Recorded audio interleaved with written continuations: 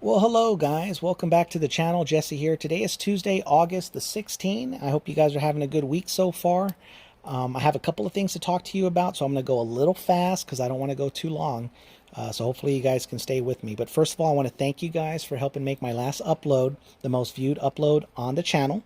If you guys don't know what I'm talking about, take a look at it. It's going to make you laugh and smile.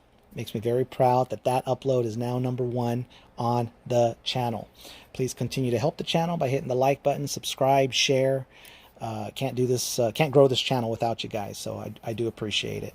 Going to get into the news now. I'm getting some messages from people that are worried about this virus that's being talked about more and more on mainstream media, on social media. It's the virus that starts with the word monkey.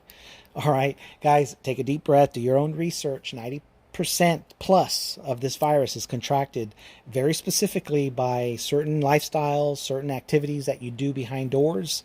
I think we're going to be okay. Remember, the most important thing is to keep everything in perspective. Every year, 11 million people die from junk food.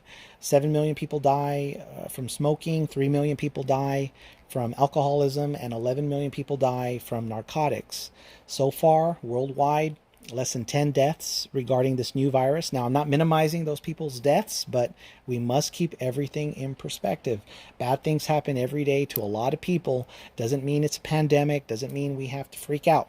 So please, maintain your composure, use your discernment, do your research. We're going to be okay. Want to talk about, again, what happened at Mar-a-Lago not too long ago. Pay attention. Do some research on the guy, the magistrate that signed the warrant for that raid to occur.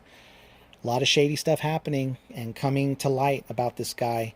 Back in the day, he was a DA representing individuals that were closely related to Mr. Epstein and a lot of other things that should make you kind of raise your eyebrow and go, what?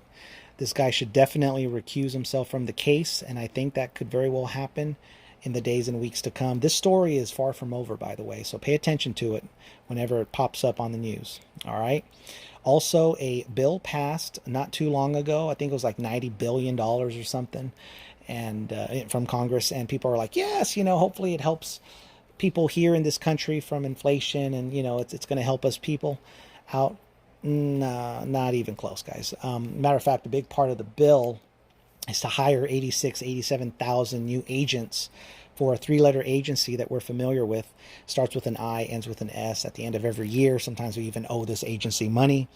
But the interesting part of this bill is that it's now going to require them to be armed and even participate in raids, warrants, arrests, and use deadly force if necessary. Now, why would we weaponize an agency where the people should be sitting in an office in front of a computer with paperwork to collect money? Why would we weaponize them?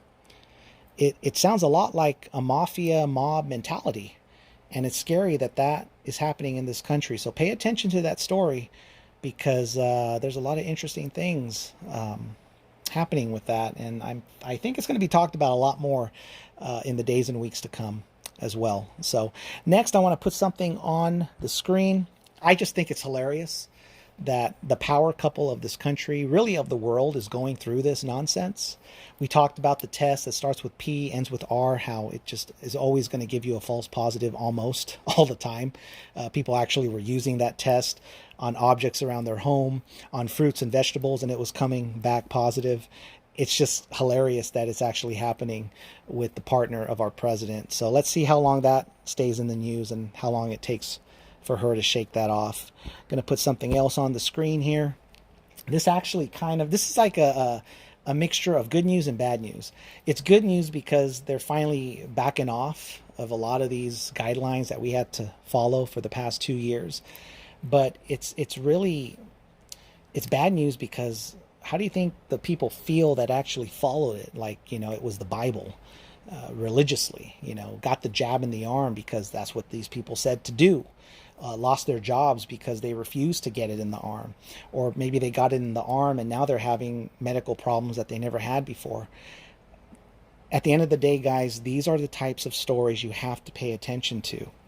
When narratives don't get traction in the mainstream media, in society, with us people, they start to back up, they start to back off, and they start to make new ones.